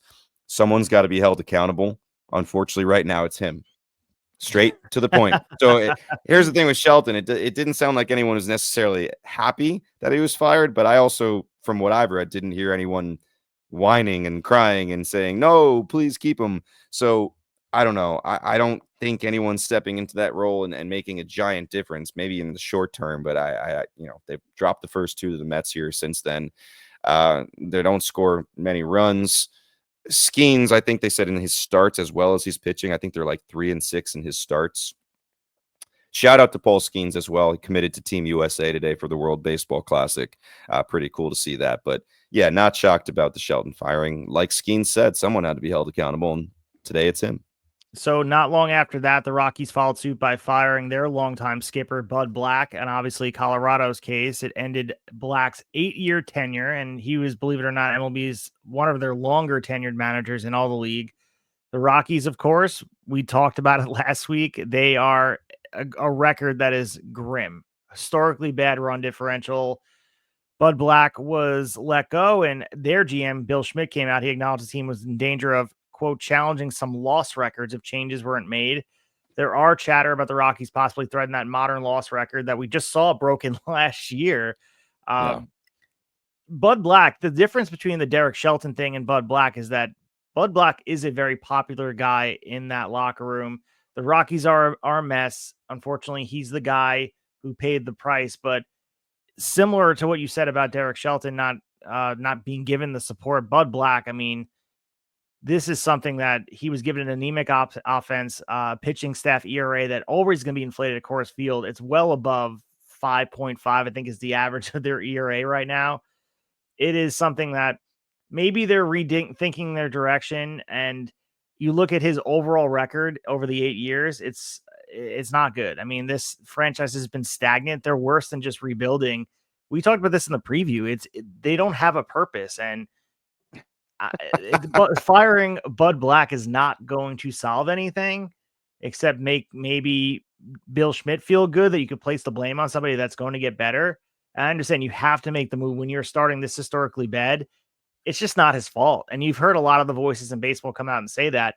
He guided the Rockies to a playoff berth in 2017, 2018. This is a guy who's had some history there. He falls on the sword for this team, and again, not his fault. Yeah, what a rough season in Colorado. I think I saw a statistic going around the other day that said the player that has the best ERA on the team right now is their catcher, Jacob Stallings, at like 4.3. It's really, there's a lot of pathetic stats. We could kind of probably go a half hour just naming all of them. But for Bud Black, I mean, if I was him, I'd be thanking them right now. Like, thank you for letting me go. I'll see you later. I'm going to go to a beach somewhere and drink a beer. He finishes his tenure there 543 and 690. You mentioned his first 2 seasons were pretty successful, but since then they had not won more than 74 games in the last 6 seasons, and this year it's all-time bad. So really rough. I got to say, like, to have back-to-back years with teams that are this bad, don't love it. Is anybody else on the hot seat for you? Are we looking at the White Sox making a change? No. Right, No? the White Sox just Okay. hired their guy. I'm trying to think if there's anyone else like underperforming. I don't know. You know what? No, I don't think so right now. I think that's where we'll be quiet on the managerial front for a little while. All right. Well, we'd be remiss if we didn't mention that Mike Redmond is stepping in the interim, trying to turn around the Titanic in a high school gym size pool to try to turn that boat around. All right, wait. I'm going back on what I just said 1 minute ago. There's another guy on the hot seat, Brandon Hyde in Baltimore. There's a lot of people, fans calling for his ouster. So I would be remiss if I did not mention that. Okay, fair enough. Because I think what we see over there is troubling. I mean, the Orioles are obviously, they're not historically bad, but for the expectations comparatively, they're one of the more disappointing teams all this year. So 9 games under. Not like we didn't predict it. They didn't make the moves necessary. And when you have Uncle Charlie being your one acquisition to reinforce that rotation, well, we watch how that worked out. Yeah, not too great. So let's move ahead to our sub-2 ERA right here. And we're going to play some music over. Devin, do we have a bumper for that specifically? Oh, sub-2. I think we had a couple. We have the Macho Man, right? We had Cream of the Crop. We also have an Anchorman one if we want to change it up tonight. Up to you. All right, let's change it up. I don't know how to put this, but I'm kind of a big deal. Really? People know me. All right, so sub-2 ERA right now. So pitchers dominating. It's mid-May. A handful of starting pitchers are boasting some eye-popping ERAs, and we're going to highlight, as always, the under 2 ERA club. Let's hit that music. All right, so we're with 8 people here in the sub-2 ERA crew.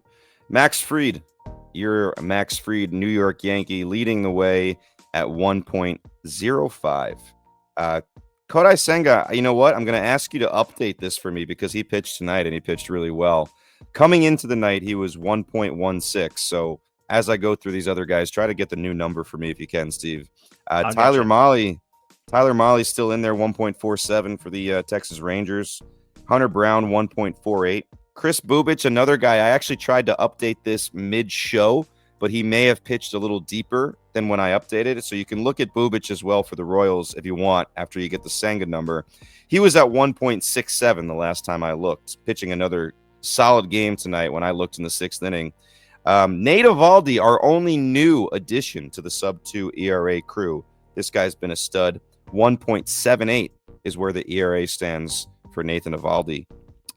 Two more here. Yoshinobu Yamamoto, who had been at the top of this list for a few weeks in a row. He was below 1 for a little while. Finally, his ERA inflates a little bit, but he's still good enough to stay in our crew for another week.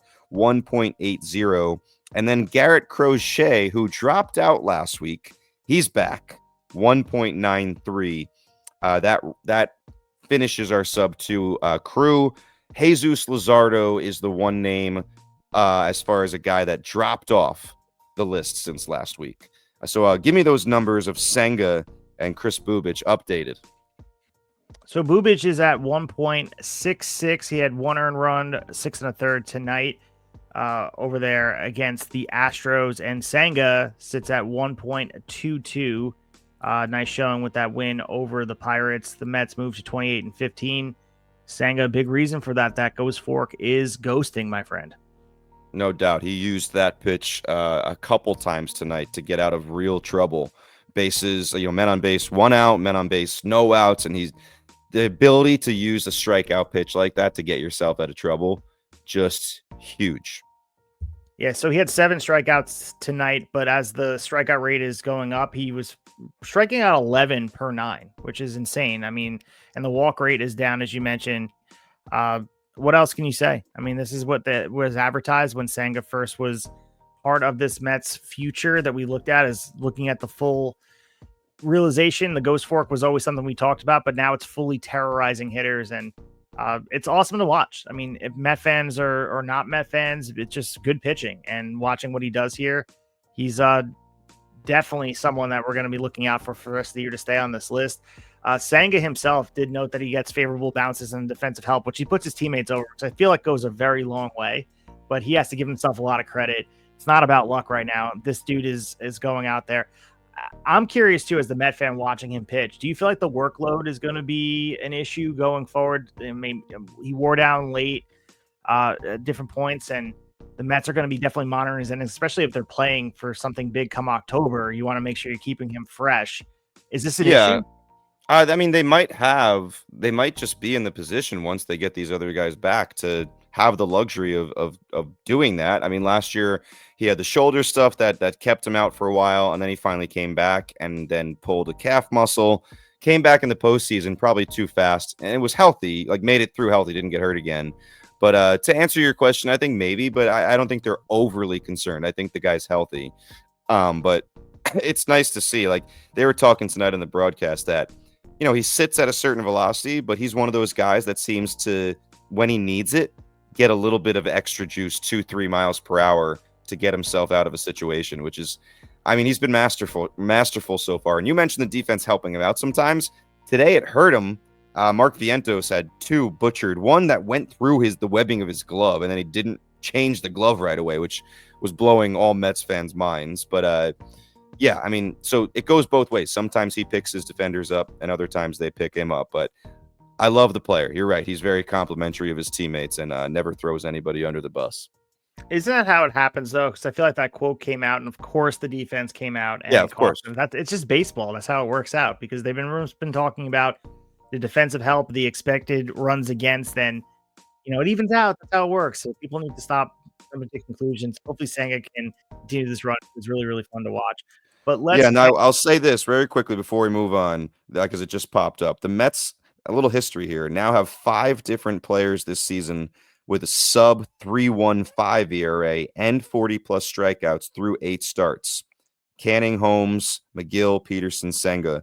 No other team in Major League Baseball history had 5 such players to start a season. Pretty crazy what they're doing there in Queens. I mean, it's fun to watch. The Mets are doing what they're supposed to be doing, and the exciting part for Mets fans out there, and scary part for fans that are in that NL East, the Mets aren't fully realized yet. They're not fully hitting all cylinders, and they're winning baseball games at a quality clip. So really cool to see. But let's head into our red hot, ice cold, and get into the conversation about who's hot and who's not. Oh, hot. Oh, that's cold. All right, so this is becoming one of our favorite segments. It started new, but I think it's about like the 6th week in a row we've done it. Devin, let's start with you. Pick out team, player, whatever, red hot. Who's catching fire right now? All right, as usual, I got a few for you here, but I'm going to start off with a team. I don't think I've done this before. So we're going to go back to the New York Yankees. So I'm going back to May 6th, which was the last time we released an episode. So since the last time we were with you, the Yankees offense has a 607 slugging percentage, which is best in Major League Baseball. The next best, just to show you how crazy they're going, the next best is 498. So over 100 points difference. And that's actually the Mets. That was before tonight's game. So probably an update there. But 16 home runs for the Yankees since May 6th. The next best is 12, which is the Diamondbacks. And they had one more game played than the Yankees. 174 WRC plus as a team. The next best, 140 by the Dodgers. 9.3 runs per game. The next best, 8 runs per game by the Padres. So it's been a crazy run for the Yankees here this last week or so. And then a couple players very quickly. Willie Abreu is at it again. 4 home runs in 7 games. Every time you think he's cooling down, he lights it up again. Only struck out 3.3% of the time over the last week. Helio Ramos, I feel like we got to give him a shout out. 13 for his last 20 coming into tonight. 2 home runs, 7 RBIs, 3 doubles, only 1 strikeout in 25 plate appearances. And then on the pitching side, we mentioned him in the sub-2 ERA crew. He is new to the crew. Nate Eovaldi has just been so damn good for the Texas Rangers. 5 quality starts since April 12th. 1.5 ERA in that time, 39 strikeouts and 36 innings pitched, 0.75 walks per 9. So not putting men on base for free. I just feel like, the Texas offense, we've talked about how they haven't clicked, fired their hitting coach, all this stuff. The pitching has carried them and kept them in the race early on. Jacob deGrom has looked pretty much like Jacob deGrom. Tyler Mahle has been excellent. And this guy, Nate Eovaldi, just does not get enough publicity. I feel like I've barely talked about him on this podcast since the season started, and he deserves some publicity. So those are my guys. He's quietly put together quite the career. If you look at that full resume, oh my God, it's been interesting to watch all the different uniforms he's worn and how many different teams he's contributed towards, and different reinventions of himself and the injuries he's faced and the resilience he's shown. I think Nate Eovaldi, time will be very fun looking back on what he's done for baseball. For my red hot hitter, I'm going with Spencer Torkelson, and watching what he's been able to do, most notably as of today. And I didn't see exactly what happened with the Tigers. I can look that up in a second. 11 home runs, 34 RBIs, an impressive 872 OPS, over 153 at bats. The biggest piece for me is he's already matched his 2024 home run total of 10 by early May. And you have to look at that as a significant uptick in power production. You can attribute it to refined mechanics. You can look at whatever it is, more disciplined approach, higher exit velocities, looking at some of the advanced statistics, better hard hit rate. And it's awesome to see. This is a guy that everyone kind of circled as a bust. And maybe I'm not saying he is fully realized as that franchise player who's supposed to be, but for a Tiger team that has taken what they did last year and compiled on top of it, they have been expected to win, and they've been expected to compete, and they're doing just that. And it feels like there's a comfortability in that lineup. And Spencer Torkelson sort of found his space here in the middle of the order with the Tigers. It's been nice to see. Yeah, and he doesn't. I think we're at the point where you don't necessarily need him to live up to that number 1 pick, number 1 prospect kind of name anymore. You just want him to contribute, and he's no doubt he's contributing this year to that team. I have a red hot pitcher too, and I know you discussed him before. Max Fried, we talked about him in the under 2. I think we've already put a lot of love on him, but league leading ERA 1.05 as of, or I should say, the league leading for the AL. And honestly, his effectiveness and what he means for the Yankees, I think obviously the injury for Garrett Cole, we spent a lot of time discussing that. He's been instrumental in the Yankees' strong start to the season. The offense, of course, have carried, but where would they be without their stopper, without their ace? Max Fried goes out there and he twirls gems every single time out. And his arsenal has been as advertised. We're familiar with Max Fried pitching in big games. That Atlanta Braves World Series run was a big piece of that. Watching him from afar, you can appreciate his numbers on the back of a baseball card. But when you watch him every 5th day take that ball, consistently deliver quality starts, it's remarkable. And he's as advertised, worth every penny of that 8-year, $218 million contract that he signed back in December. He's lived up to the expectations and then some thus far. Yeah, it's just so comforting for any team to have a guy like that at the top of the rotation. And like you said, his importance increased dramatically when you lost Garrett Cole. So big things for Fried. He's the kind of guy. I mean, I watched him for a lot of years against the Mets for the Braves. Um, he's the kind of guy who I feel like most seasons he'll have a little bit of a dip and like have trouble finding it, but then usually finds it. A couple weeks later. I don't remember him having any um, long-standing struggles, at least when I was watching him on the Braves for all those years. So I think the Yankees got a good one. Who knows what that contract looks like, midway through. It's a long contract. I think that's the criticism. But in the immediate, it has been fantastic for the Yankees. I guess let's go ice cold here. So on the negative side, unfortunately, I'm going to start with a hitter here, and then I'll go to my pitcher. Brian Reynolds for those Pittsburgh Pirates that we mentioned before. Usually one of the more consistent dudes for this team for the last several years. He is now 1 for his last 29. That one was a single. Coming into tonight, his on-base percentage was 0.080. 0.0, under 100. And negative 72 WRC plus, which is the worst in Major League Baseball in that time. So struggle city for Brian Reynolds. And I mean, they need all the offense they can get. So hopefully he snaps out of it. And then on the pitching side, Sandy Alcantara, in the last month, he's made 6 starts, and that has been to the tune of a 9.67 ERA, which is the highest in Major League Baseball in that time period. The next highest, 7.33, which is bad by teammate Cal Quantrill, but I mean, over 2 points better than Alcantara here. So not good. The walk rate has been rough, 5.67 walks per 9, 19.4% home run per fastball rate. I mean, sorry, per fly ball rate, 5th worst in MLB in that time. He's giving up 2 home runs per 9 innings. Which is the 4th worst in Major League Baseball. I think everyone thought this past start that he had a few days ago against the White Sox, this is the moment, Sandy. Turn it on. Let's see the Sandy that we all think we're going to see. He had a decent start, but still maybe not as good as people were hoping for. 5 2/3, 4 earned runs on 7 hits, 3 walks. He did have 8 strikeouts, which was his best strikeout performance this year, but I think still something to be desired to really prove that, he's better than what he's been so far.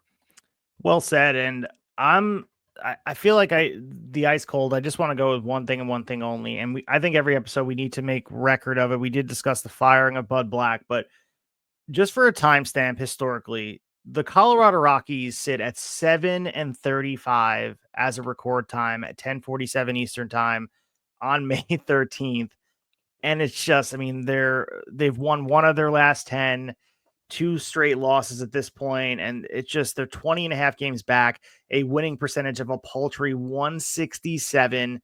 Their run differential negative 132, and it's not like they're getting unlucky. They're anemic, every bit of them. They're 5-16 at home, 2-19 on the road.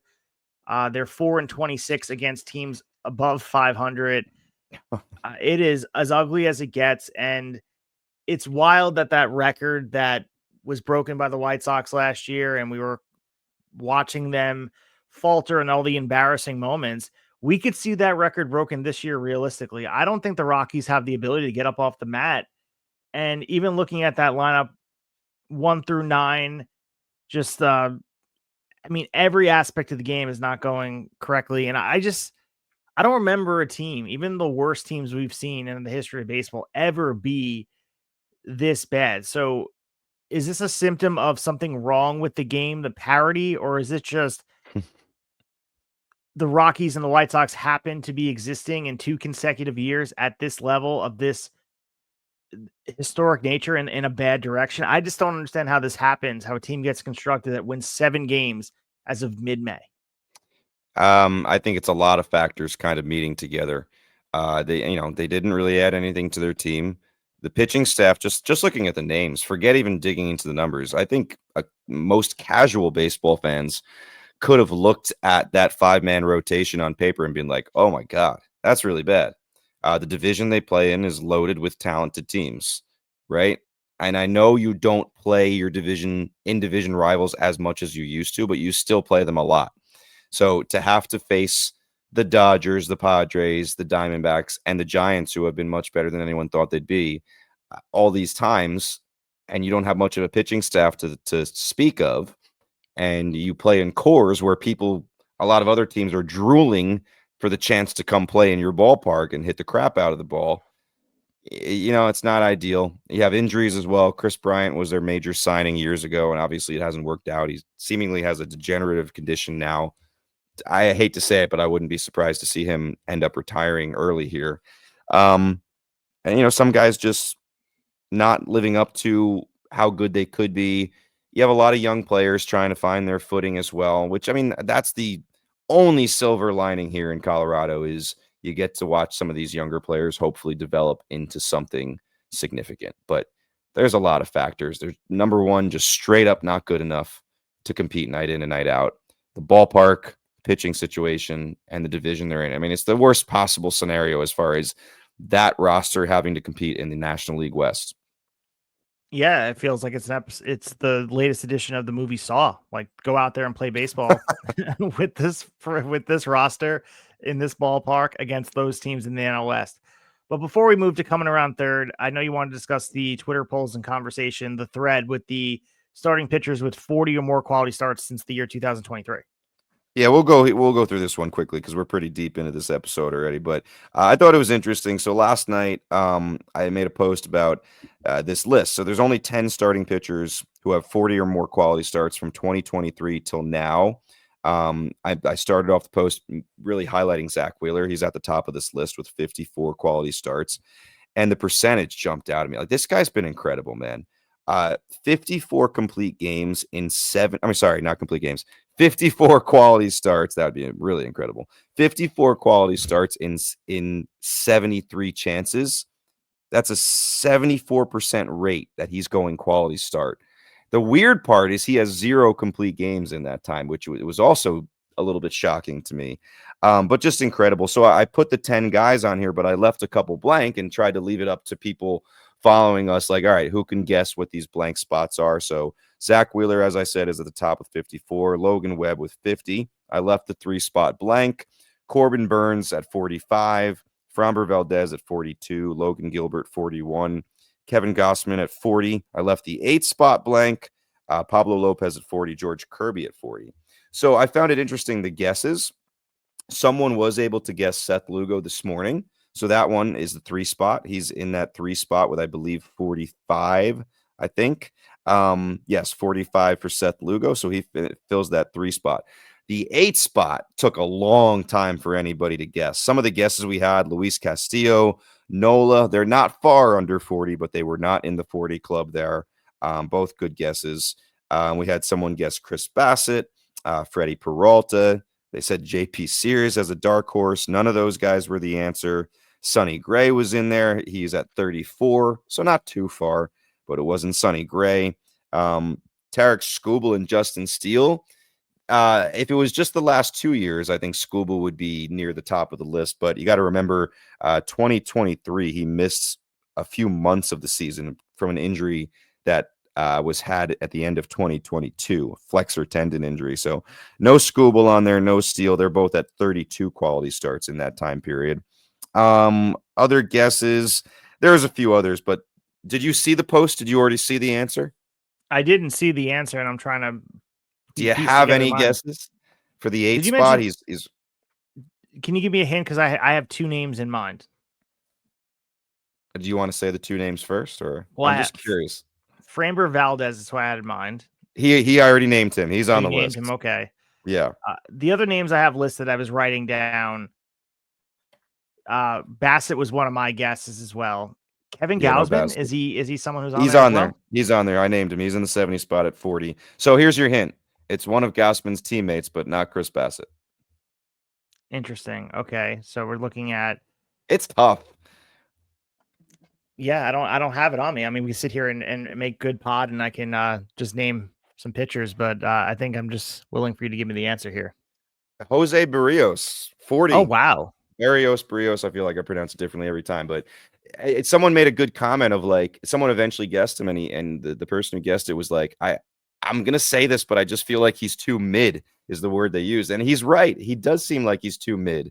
But shout out to Barrios because he goes out there and he throws, not always successfully, but it gives you some innings. So yeah, he fills the 8th spot there.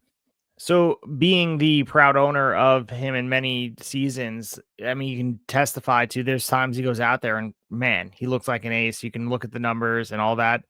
And then there's nights where he is, as the Twitter user named, mid, like that. He's one of those pitchers that is Jekyll and Hyde. And that's really been the definition of his career from his time in Minnesota to Toronto. He's never quite hit that next level consistently, but on any given night, he puts on a superhero cape and he becomes that ace for whatever reason. And it's interesting that he's compiled enough quality starts.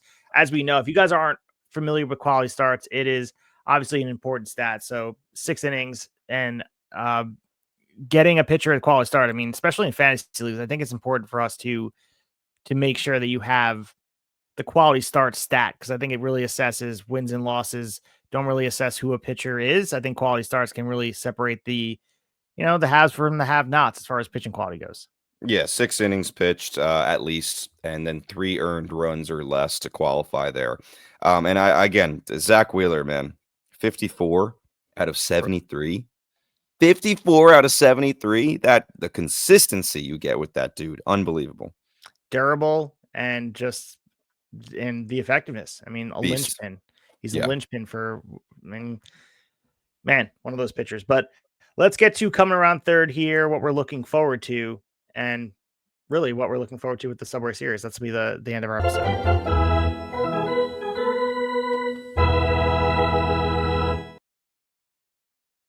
All right, so as we come around third here and hopefully don't tear up our ankle like Oswaldo Cabrera, Devin, obviously the Subway Series taking hold of New York this weekend. All eyes are obviously on the Knicks, as you mentioned before, but there are a lot of strong feelings about this Subway Series. Of course, Juan Soto returning to face the Yankees in the Bronx, all that went down this offseason. Exciting stuff. And I know that everyone makes a big deal of these games, that the Mets dominated the Yankees head-to-head last year, of course. It doesn't much mean anything. The games are just singular, what they mean in the standings, but it does mean something emotionally for the fan bases. And I feel like it does mean something for the teams when they take the field against each other. I definitely think it started to get that meaning back the last couple of years. I mean, these are 2 of the best teams in baseball right now. The Juan Soto stuff, I mean, you can't talk about it without talking about that. As a Met fan, I mean, Soto has started to hit a lot better these last few weeks if you look at the cumulative numbers. But there's a part of me that could see this series really get him going. Like really get him going. He's familiar with the Bronx. I mean, he's not getting the Bronx cheers this time. He's going to get the Bronx jeers. I think it might be a good thing personally as a Met fan. And I'll be glued to the TV watching these games. And I do think that as good as this pitching staff is and as crazy good as they've been for the Mets, when you see the names, it like doesn't add up. I want to see how these guys, the McGills of the world, because he's getting game 1. Griffin Canning, who's been unbelievable. David Peterson.